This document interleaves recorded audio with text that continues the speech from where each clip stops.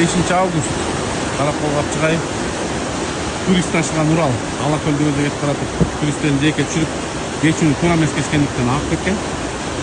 Анан аны куткарганда 2 Урал келип, тоже бир аз эртерээк кечип коюп, түгө агым менен барып жабышып калды.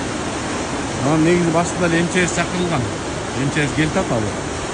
Ага карабастан булар жок. Биз өз эле көмөктөп турабыз деп, эң баштан ушундай иш болуп калды. Беркинде bir водитель, артында bir водитель менен пассажир бар. МЧС келип атат. Келди. Бүгүн 5 август 2026 жыл Каракол көшелер чоң суусунда суунун ичинде машина алып калды деген маалымат түшкөн. Кечүүнү туура эмес кечкен үчүн болуп калды.